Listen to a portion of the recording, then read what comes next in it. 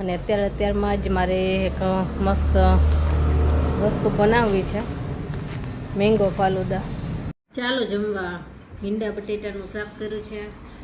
સાંજ થઈ ગઈ છે અને કાલે મેં કીધું હતું ને વડાપાઉં બનાવવાના છે, તો અત્યારે હવે વડાપાઉં બનાવું છું. તો ચાલો વડાપાઉં તૈયાર છે. ચાલો બધા વડાપાઉં ખાવા ગરમા ગરમ.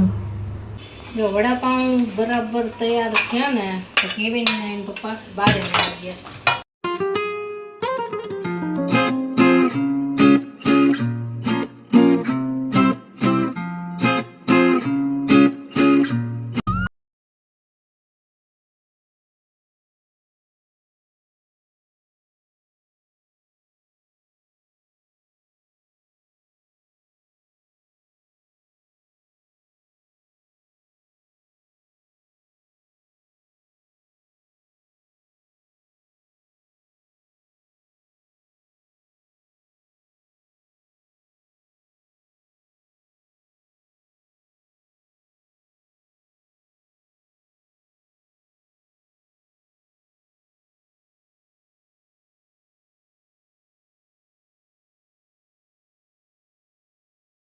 ગુડ મોર્નિંગ, જય શ્રી કૃષ્ણ.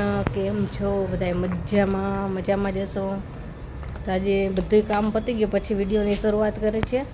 અને અત્યારમાં જ મારે એક મસ્ત વસ્તુ બનાવવી છે, મેંગો ફાલુદા. આની પહેલાં આપણે રોઝ ફાલુદા બનાવ્યા હતા ને પછી હું મેંગો ફાલુદાનું પેકેટ લાવી છું. મેંગો ફાલુદા બનાવવા છે.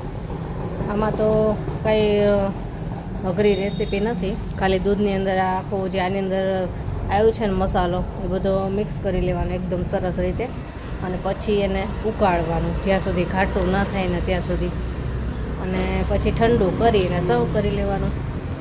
આમાં કાંઈ છે ને આની અંદર છે ને તકમરિયા, સેવ અને પાવડર હોય છે, એવું બધું હોય છે, અને ખાંડ આની અંદર જ હોય છે. તો આપણે ખાંડ કંઈ નાખવાની જરૂર નહીં પડે. જો વધારે સ્વીટ જોતું હોય તો થોડીક નાખવાની. તો ચાલો સૌથી પહેલાં તો હું આ બનાવી લઉં અને પછી રસોઈ બાકી છે તો રસોઈ કરશું. મેં આજ તો ભીંડા લીધા છે, ભીંડાનું શાક કરવાનું છે. તો ચાલો સૌથી પહેલાં આ બનાવીને મૂકી દઉં ને તો ઠંડુ થઈ જાય. તો જો મેં 1 લીટર દૂધ લીધું છે. દૂધને આપણે સૌથી પહેલાં ગરમ કરવાનું છે. ગરમ થાય એટલે આપણે એમાં આખું પેકેટ નાખી દેવાનું છે. તો ચાલો દૂધને ગરમ મૂકી દઉં પહેલાં. દૂધ ગરમ થાય છે ને ત્યાં સુધીમાં આપણે પેકેટમાં જોઈએ કે શું આવ્યું છે એની અંદર.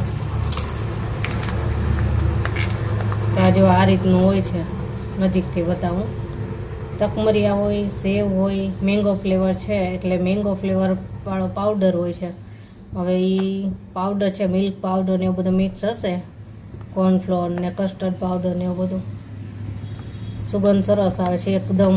અને ખાંડ છે એની અંદર, એટલે ખાંડ જો આપણે વધારે સ્વીટ જોતું હોય તો થોડીક નાખશું ટેસ્ટ કરીને. પછી દૂધ ગરમ થાય એટલે આખું પેકેટ નાખી દઉં. દૂધ ગરમ થઈ ગયું છે, હવે આખું પેકેટ આપણે આની અંદર નાખી દઈએ.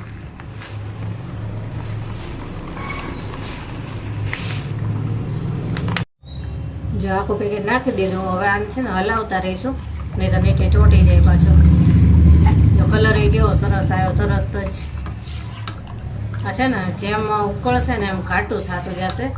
અંદર જે પાવડર હતો ને એના લીધે હલાવતા રહેવાનું જ્યાં સુધી ઘાટું ન થાય ને ત્યાં સુધી. લગભગ આને 10 મિનિટ સુધી ઉકાળવાનું છે, એટલે સેવ છે ને સેવ એ બફાઈ જાય અને ઘાટું થઈ જાય. બહુ સરસ સુગંધ આવે છે. તો જો સરસ ઉકળીને ઘાટું થઈ ગયું છે. બસ હવે આને ઠંડુ થવા દેવાનું છે. ઠંડુ થશે એટલે હજી થોડુંક ઘાટું થશે. એકદમ સરસ થઈ ગયું છે ઘાટું. જો બસ ઠંડુ થશે પછી ગ્લાસમાં ભરી અને ફ્રીઝરમાં રાખી દઈશ. ફાલુદા બની ગયા અને જ્યાં સુધી ઉકળતું હતું ત્યાં સુધીમાં મેં 1-2 રીલ ને વિડીયો, શોર્ટ વિડીયો બધા એડિટ કરી અને અપલોડ કર્યા. અને હવે કરું છું રસોઈ. રસોઈમાં તો ભીંડાનું શાક કરવાનું છે કીધું ને મેં. આજે ભરેલા નથી બનાવવાના, ટુકડા જ બનાવવાના છે. ચાલો ભીંડાનું શાક અને રોટલી બનાવી નાખું અને કેરી કાપશું. ચાલો જમવા. ભીંડા બટેટાનું શાક કર્યું છે, પાપડ, રોટલી, કેરી અને છાશ. ભીંડા બટેટા એટલે કર્યા કે જેની ભીંડા નથી ખાતી ને એટલે એને બટેટા આપશું. હા, હે ને આવી ગયા છો. તો ચાલો બધા જમવા. સાંજ થઈ ગઈ છે અને કાલે મેં કીધું હતું ને વડાપાઉં બનાવવાના છે, તો અત્યારે હવે વડાપાઉં બનાવું છું. બટેટા બાફવા મૂકી દીધા અને સૌથી પહેલાં તો છે ને આપણે વડાપાઉંની જે સૂકી ચટણી આવે છે ને લાલ ચટણી એ બનાવું છું. એ બનાવી લઉં અને પછી આપણે બટેટાનો જે મસાલો બનાવે ને વડા બનાવવા માટે એ બનાવું છું. તો ચાલો ફટાફટ પહેલાં સૂકી ચટણી કરી લઈએ. સૂકી ચટણી બનાવવા માટે આ છે ને 10 થી 12 છે ને સૂકા મરચાં લીધા છે, લસણની કળી લીધી છે 10 થી 15 અને નાળિયેરનું છીણ લીધું છે, મોટું આવે નહીં. આ 3 વસ્તુ નાખીશ અને મીઠું નાખીશ. અને જો સિંગદાણા નાખવા હોય તો નખાય, પણ હું નથી નાખતી અત્યારે. આ 3 વસ્તુ આપણે છે ને આમાં મિક્સ જ કરી લઈશું અને પીસી લઈશું.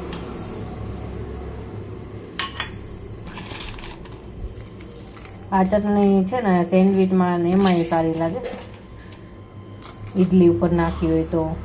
બસ આમાં થોડુંક મીઠું નાખીશ અને પીસી લઉં. છે આ સેજ કરકરું પીસવાનું.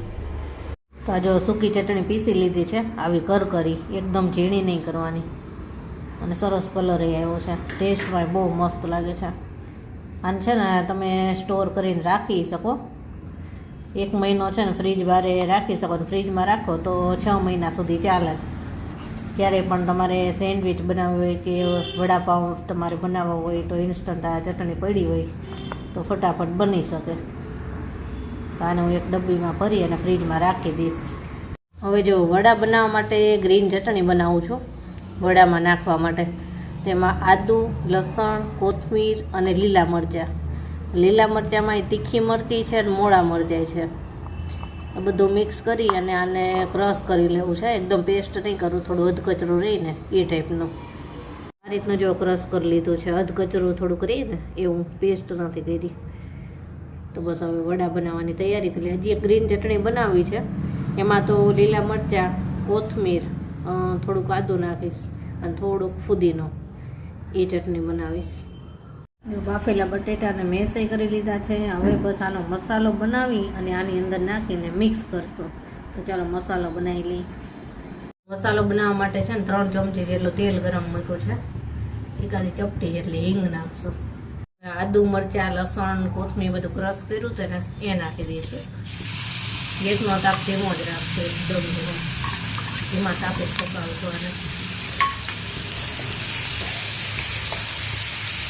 સ્વાદ પ્રમાણે મીઠું નાખી દઈ. વડાના ભાગનું બધું જ મીઠું નાખી દીધું. હળદર નાખશું. થોડોક ગરમ મસાલો ના નાખો હોય તો સ્કીપ કરી શકાય. 1-2 મિનિટ સુધી થવા દઈશું અને મસાલો સહેજ પાકી જાય ત્યાં સુધી, તેલ ઉપર આવી જાય ત્યાં સુધી. તો મસાલો જો સરસ એકદમ થઈ ગયો, સુગંધ બહુ સરસ આવે છે. તો આને અમે મેશ કરેલા બટેટા છે એની અંદર નાખી દઈશું.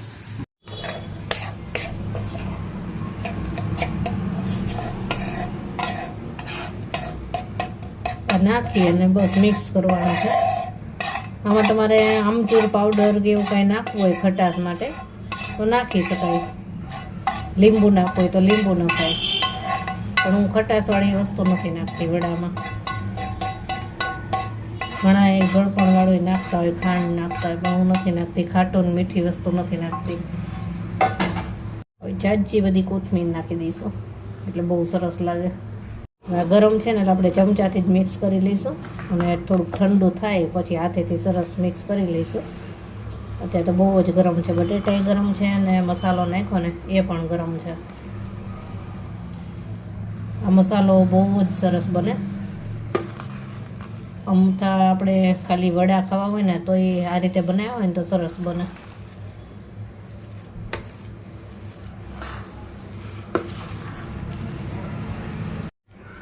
તો સરસ મસાલો તૈયાર થઈ ગયો છે. મીઠું થોડુંક ઓછું લાગતું હતું એટલે થોડુંક મેં મીઠું નાખ્યું છે, બાકી બરાબર છે તીખાસમાં બધી રીતે. ખટાશ તો નાખી નથી એટલે મસ્ત એકદમ સરસ મસાલો થઈ ગયો. બસ આના હવે ગોળા વાળી લઈશ. જેવડી સાઈઝના વડા બનાવવા હશે ને વડા. જો વડા બનાવવા માટે ગોળા વાળી લીધા છે, 30-31 જેટલા થયા છે. એટલે એમના મેં વડા ખાશે બધાય.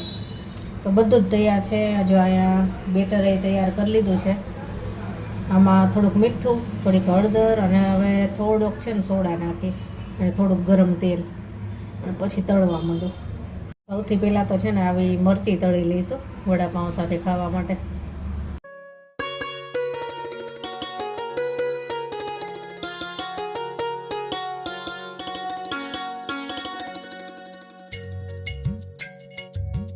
તો આ વડા બની ગયા છે અને હવે વડાપાઉં બનાવવાની શરૂઆત કરી દઉં. જેને કાચા ખાવા છે એ વડાપાઉં કાચા ખાશે, ગરમ કર્યા વગરના. તો જેને તો ગરમ કર્યા વગરના ખાવા હતા એને આપી દીધું. અંદર ચટણીને બધું લગાવીને અને કેવીનને ગરમ ભાવશે તો એને ગરમ બનાવી દઉં.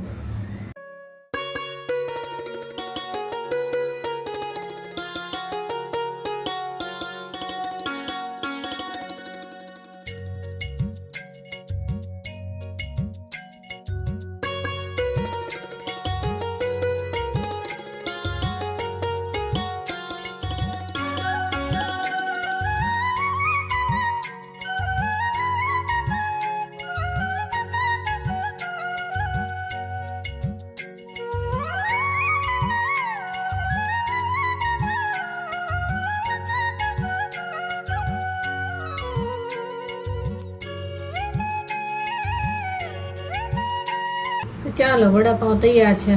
ચાલો બધા વડાપાઉં ખાવા. ગરમા ગરમ, બહુ ગરમ છે.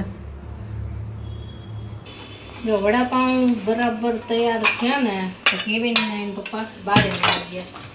એમને કંઈક લેવા જવાનું હતું તો જો આ ઢાંકીને મૂક્યા.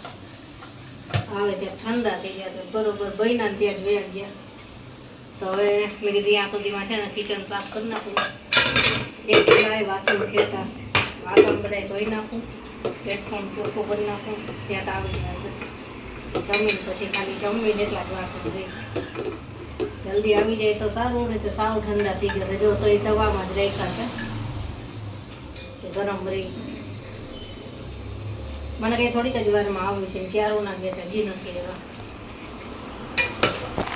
ત્યાં સુધીમાં કિચનનું કામ પતાવી. ચાલો વડાપાઉં ખાવા આવી ગયા છે બધા. કેવીને તો એક ખાઈ લીધો. કેવો હતો? બહુ જોરદાર હતો. મજા આવી? બહુ મજા આવી.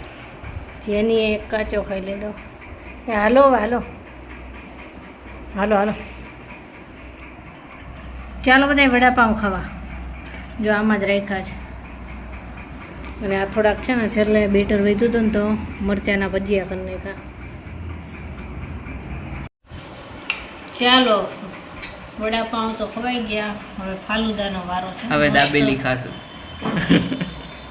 વડાપાઉં તો ખવાઈ ગયા, હવે દાબેલી ખાશું. મસ્ત એકદમ ઠંડા ઠંડા થઈ ગયા છે. મેંગો ફાલુદા, ઉપરથી થોડાક ડ્રાય ફ્રૂટ્સ.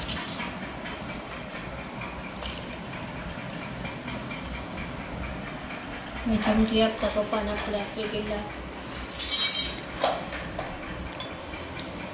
લેવ એમને છે ને મોબાઈલ જોવામાં એટલા બધા બિઝી થઈ જાય છે ને, અને આજુબાજુની કાંઈ ખબર જ નથી હોતી. ક્યાં શું થાય છે, બિલકુલ સાચી વાત. ક્યાં શું થાય છે ને એમને કાંઈ ખબર જ ન હોય. રીલ જોવામાં એમને છે ને બહુ બિઝી થઈ જાય. રાડું પાડ્યું. આ બધા કમેન્ટ કરશે કે હા બેન અમારે એવું થાય છે, અમારે એવું. બહુ બિઝી થઈ જાય. આપણે રાડું પાડવું પડે કે બસ કરો હવે. એમને પાછી એક આદત છે ફૂલ અવાજમાં જ જોવાનું. બહુ જ અવાજ, એટલો અવાજ રાખે ને રીલ જોવે ને.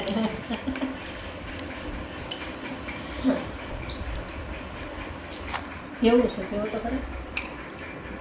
એમાં કઈ કેવું પડે, સારું જ હોય.